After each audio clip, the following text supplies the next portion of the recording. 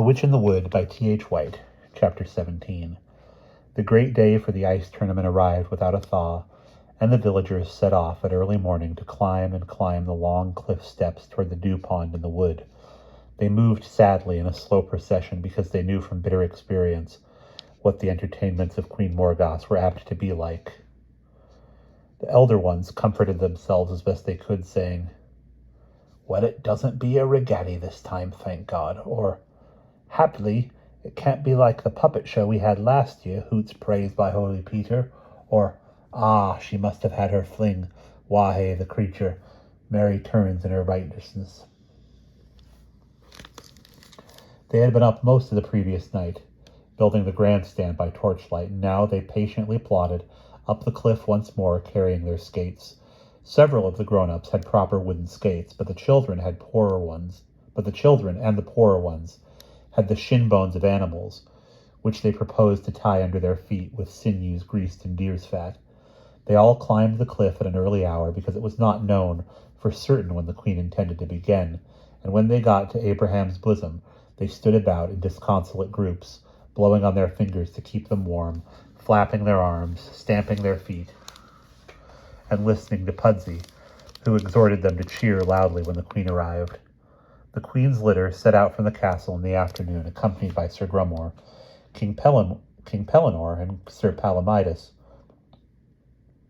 had not been seen since breakfast, and neither had the four boys, though the queen did not notice the absence of the latter. "Ah, Grummore," she said, extending her white hand through the litter curtains with a pretty confusion. "You are true to me at last. You are my parfait gentle knight." Said Sir Grummore. "Always the tender buttercup," said the witch, who had forgotten that he was a forget-me-not, not a buttercup. "You are always there at the elbow of us defenseless women, ready to blow in our defense." As far as she was concerned, this was going to be a great day. The surfs would line the sides of the lake in solemn silence, and the trumpets would sound a fanfare as she took her seat in the grandstand. She would make a little royal curtsy to the people before she sat down, and then, before her in that vast empty arena, the great champions would slowly and in turn tilt for her love to the sound of stately music. "Grummore Grummerson, Knight of the Forest Sauvage," the King of Arms would proclaim, and out would come Sir Grummore from his pavilion, furnished in all points, and he would carry off the gree at both the quintain and the ring, and the respectful serfs would cheer full loyally as she presented the musical box. So the queen frowned a good deal when she discovered that King Pellinore and the boys had not been on Abraham's bosom since early morning. The king, although he could not skate. So the queen frowned a good deal when she discovered that King Pellinore and the boys had been on Abraham's bosom since early morning. The king, although he could not skate, and neither could Sir Grummore, for that matter, had taken to the idea of a jollification on the ice, as a duck takes to water, and he had joined the cliff procession before Queen Morgoth left her bedroom. This was what had happened. "I say," King Pellinore said, "look at all these people, what?" "Populace," said Sir Palomides. "Well, I say, don't you think this populace looks cold?" "They are a poor populace," said Sir Palomides. "Don't you think we ought to do something for this populace?" asked the king. "I mean, ought we to organize some games or something? I mean, noblesse oblige and all that. When is this queen of yours supposed to arrive?" "Her Majesty will be here this p.m., said Sir Palomides. "Well then," said the king, "there they are, don't you see?" "There is a good game," suggested Gawain definitely, "which you can play by cutting a sort of millstone out of the ice. You put a rope round it, and somebody sits on the millstone, and then you whirl it round and round like a merry-go-round. The ice slides on the ice beautifully." "Or we could play hot cockles," cried Agravain. "Somebody is blindfolded, and then everybody hits him hard until he guesses who gave the last hit." "A far better game is hippus," cried Gareth. "Everybody gets on everybody else's back, and then you have a regular mounted tournament, 2 against 2. So when the queen arrived in her litter, the place was in a ferment. King Pellinore, squealing with excitement, was being whirled round and round on a block of ice by half a dozen cheering villagers. Sir Palomides, mounted on Pudsey, was trying hard to pull down Mother Morland, who was riding pickaback on St. Torellavec. The boys were playing the Troy game, something like French and English, and yelling at the tops of their voices. Worst of all, King Pellinore had stood treat for several barrels of mead. The locals called it a nippotatum, or huffycap, and the village priest, generally a rather sad man who was seldom invited to dine at the castle, had organized a competition called Hunting the Pig. A fat old sow had been thoroughly soaped and turned out on the ice. The first person who held her could keep her, but the competitors were not allowed to wear skates. 20 elderly fisherwomen with their petticoats tucked up were rushing after the sow and screaming and falling down with frightful bumps. The sow frequently fell down too. In one corner of Abraham's bosom, a party of serfs, who had been rather too lucky with the nippotatum, were merrily singing in honor of King Pellinore. Wassail, my lord the king. In another, a jingling match was in progress. The jingling players were all blindfolded, except the man who was he, and this man had to ring a bell wherever he went. What with the singing and the bell and the bumps and the old ladies and the squeals of King Pellinore on his merry-go-round, it was hardly such a tournament as Queen Morgause had imagined. Also, the pipers had got at the huffycap, and some were playing laments in a lachrymose way, while others, more resilient, had struck up a minority movement of the devils among the tailors. It was a party. "Sir Grummore," said the Queen indignantly, "where is the fanfare that was supposed to greet us?" "Over there," said Sir Grummore, pointing to a part of the lake where the heralds were having a tug-of-war on skates. "Really?" exclaimed the Queen, and she jumped out of her litter much quicker than she had intended to do on her stately progress toward the grandstand. "Palomides!" Sir Palomides saw the Queen before anybody else, and he truly wanted to stop, but Pudsey and Mother Morland had become excited about their hippus, and their martial blood was up. "Ah, ye auld heathen!" exclaimed Mother Morland, seizing him round the neck. "Ah, ye darkful divil! Now I have you destroyed." "Doon with the noisome hagwife!" shouted Pudsey, with his head between the Saracen's knees. And at this point the final confusion happened, for the rope, which was tied to King Pellinore's block of ice, parted with a loud repast. "Fast! Fast!" squealed the king gaily, as he whirled down upon them at a frightful speed, seated on his millstone. Fast was what the archers used to shout in those days when they found they had fired their arrow in the direction of somebody in front. It would be equivalent nowadays to 4 in golf. "Fast! Fast! Hooray! Hooray! Wassail, Queen Morgause! Wassail!" Then, with one frightful, slithering, complicated crump, Queen Morgause, Sir Grummore, Sir Palomides, King Pellinore, Mother Morland, Pudsey, and St. Torellavec, they all found themselves sitting among one another on the ice. The heralds, anxious to retrieve their reputation at the last moment, gave a faint, discordant fanfare. The old fishwives and the jinglers and the players of the Troy game stood spellbound. Even the pig stopped squealing. "Well," said the Queen, "well." And she got up with a dignified sweep. But Mother Morland was sitting on her train, and the ice was slippery. "Well," said the Queen, sitting down again at the same moment. "Well," said the Queen, again more or less on all fours. Your Majesty, wailed Sir Palomides. "Your Majesty, a catastrophe, an unforeseen event, a ne plus ultra." "Upsy-daisy," said Sir Grummore, trying to help her. There, said Mother Morland. "Kiss 'em's better," said the king, still drunk with speed. Queen Morgause raised herself to an erect position, like man raising himself from the apes. She looked down upon them for a full minute, and her soul was in her eyes. Then, turning her back upon them without a word, she swept off toward the grandstand. There was a slight waddle in the sweep, because she had discovered that the ice was slippery, and her crown was crooked. The heralds raised another trembling fanfare, and the pipers, now all huddled together in the same place, began playing 4 laments simultaneously under a misapprehension. Hooray! Cried the villagers weakly. 3 cheers for our gracious queen! And the tournament was on. Tilting at the quintain is rather like bayoneting a dummy when you are practicing for war in our 20th century, except that the quintain was generally constructed in the form of a Saracen with a wooden sword. If you did not hit him in exactly the right place, he swung round on his axis and caught you a buffet with the sword. The quintain in Queen Morgause's tournament was meant to be skated at. He turned out to be a friend in need to Sir Grummore, and King Pellinore because he was about the only vertical object at the tournament which they could hold to. Grummel, Grummelson, Knight of the Forest Sauvage, shouted Sir Palomides, as he had been instructed to do. The trumpeters set up an encouraging blare, and the tabor man began beating a roll, like that which is played at the circus when the strong man is supporting his whole family on one finger at the conclusion of the act. Sir Grummore was pushed out into the arena, by willing hands. Goodbye, goodbye, cried King Pellinore, who had already done his tilt. Gad! Exclaimed Sir Grummore. Here! Hi! Look who you're pushing! And he began with strange crescendo, steps and rushes, to pause, to rush upon, to hesitate, and to recede from the quintain. Hooray! Cried the people. He's down! Cried Sir Palomides.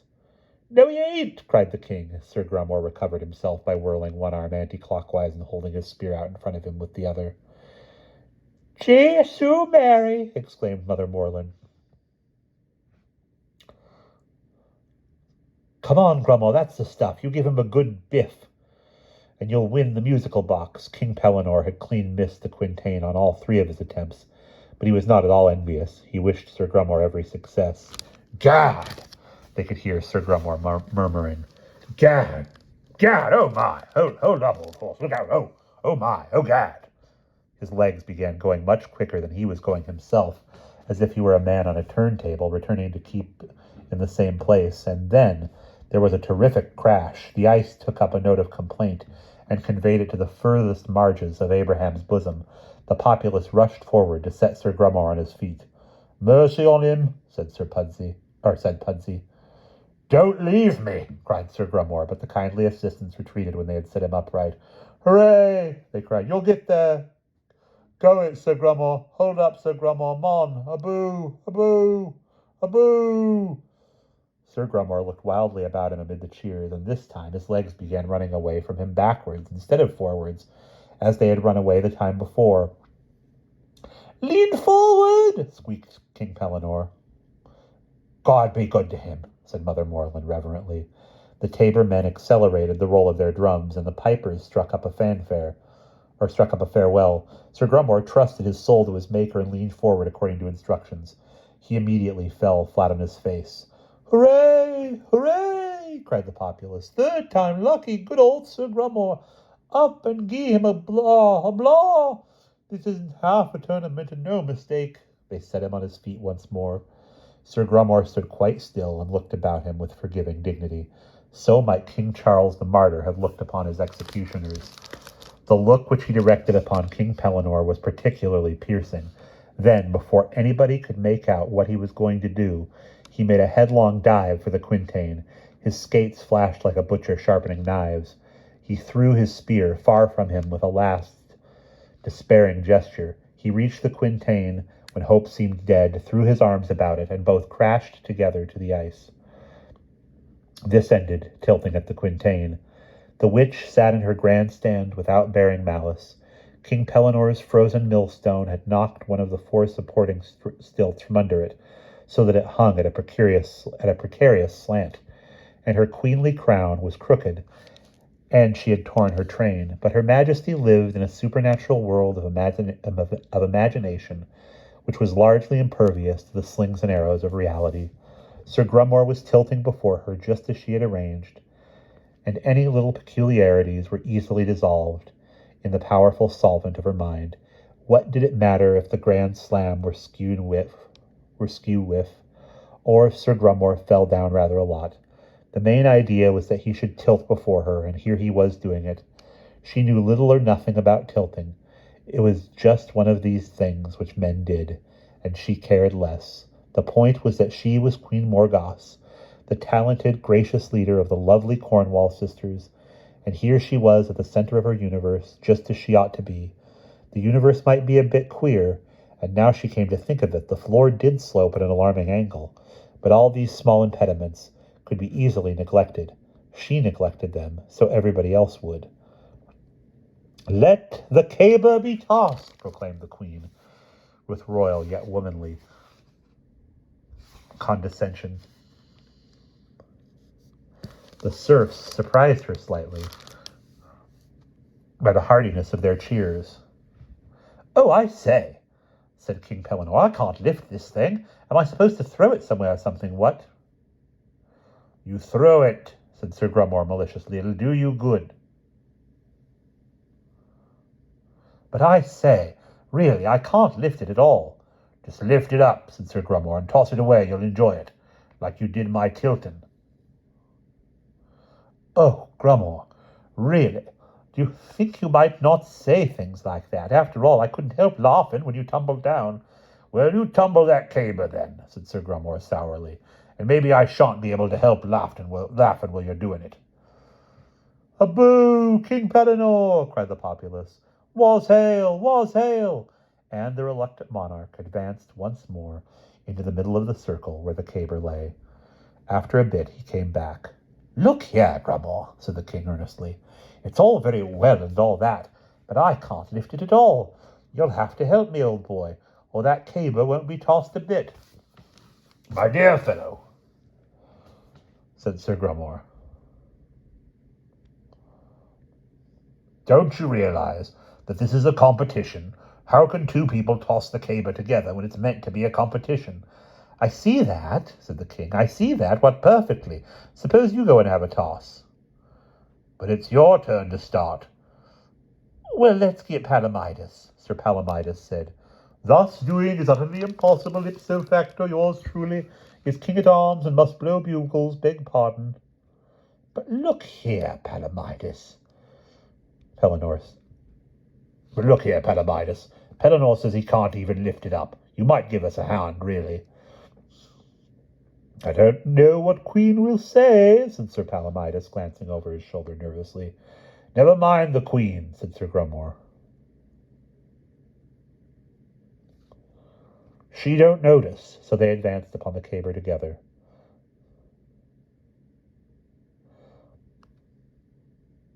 Prepared to do their best. "You hold that end. Push a bit. Look out for my fingers. Now then, all together, heave-ho!" "Hooray!" cried the spectators. "There she goes. Look out! Look out!" "Coming over, Sir Palomides." "Don't let her sway." "When I say up, up, up, up. Hooray!" "Be careful of the wind." "No, no, to me." "To him." "To them." "Whoa, Pellinore, whoa!" "Up, Grummore, up. Shove, Palomides, shove." "Now then, when I say three." "1, 2, 3!" shouted the populace. "Three!" cried Sir Grummore, and the caber rose, magnificently erect, while everybody held his breath. The three knights who supported it gazed up along its barrel as if in adoration, and then it began to sway. Slowly, majestically, it bowed to the left, and as it bowed, the three celebrants began to run in the same direction, King Pellinore backwards, and the other two more crabwise. "Oh!" said the congregation. The caber straightened itself and began to bow toward the right. Away went its supporters, following it with a quicker pace. "Glory be to God," said Mother Morland. Each time the caber swayed, it swayed more quickly, and the quicker it swayed, the quicker the three knights had to run. "We must throw it," panted Sir Grummore. "Which way?" "Any way." "Well, then, when I say throw, we'll all throw." "Throw!" And King Pellinore, Sir Grummore, and Sir Palomides all simultaneously tossed the caber in different directions. So great and mutually contradictory was the effort which they put into their toss that all three fell flat on their backs at the same moment, in a sort of star shape, and the caber, descending vertically with perfect precision over the exact spot from which they had been trying to toss it, penetrated the ice and remained erect between their feet, like a set piece at the end of a physical culture display. The ice slowly caved in round the caber, and the three knights gently began to glide feet foremost into the water, making strange flying movements with their arms as they went. Queen Morgause rose graciously in the grandstand. "Sir Grummore Grummerson is first," she proclaimed in her thrilling soprano. "Sir Grummore wins the tournament at tilting at the quintain and tossing the caber. First prize, a musical box. Sir Grummore wins the gree." "Hooray!" cried the terrified serfs obediently. The queen descended from her throne with a swimming motion and bore down upon the victory, followed by a page bearing the gree. It would be difficult to say whether the queen walked into the hole on purpose, unconsciously, or whether she just went in because she was too deep in her own imaginary world to notice the dangers of the real one. On the one hand, she had definitely entertained the idea of being rescued from a watery death by Sir Grummore at the regatta. On the other, she had smiled down upon the peculiarities of her tourney without seeming to be worried about its realities. Whatever the explanation, Queen Morgause swept straight into the hole made by the caber with a royal pace. She found herself standing up to her knees in water, surrounded by Sir Grummore, King Pellinore, and Sir Palomides, who all gaped at her in surprise. They had managed to stand up by now. The page stood respectfully at the edge of the hole, bearing the gree. "Help!" cried the witch. "Help!" She immediately and with considerable fortitude threw herself full length in the water. "Help! Help! Sir Grummore, I'm drowning!" Sir Grummore was fed up with the whole affair. Somewhere at the back of his mind there had begun to dawn a doubt whether the queen really was in love with the gardener after all. Nebulously, and with the strange humility common to really simple people, something had gone on in his brain which hinted that perhaps the confused but repeated warnings of King Pellinore referred to himself. It really looked as if the queen were trying to vamp him. "Get up," said Sir Grummore in disgusted tones. "Get up!" "Ah, Grummore! Grummore, I'm drowning!" "My dear good woman," said Sir Grummore, "I'm a married man. Get up at once." The queen waved one of her lily arms like the lady of the lake. "What Alice would say," said Sir Grummore, referring to the wife who was good at apple dumplings, "I really can't imagine. Good heavens, woman, get up and don't be a damned fool." He placed his arms akimbo and watched the witch wallowing with a ferocious scowl. At this moment the four boys arrived. "Mother! Mother! It's all right," shouted Gareth. "We'll save you." "Don't drown!" screamed Agravain. And immediately there were four frantic children, as well as the witch and her knights, milling round the vertical caber in 18 inches of water. "Catch hold of her legs!" cried Gawain. "Don't be frightened. We'll have you out in a jiffy.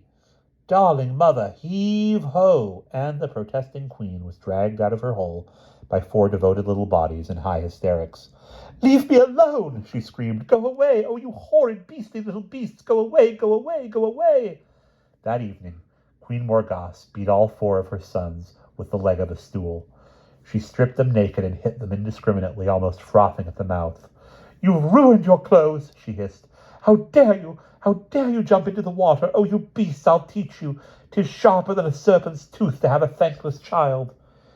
It was the grinding of her own teeth which frightened Agravain more than anything. And that is the end of chapter 17.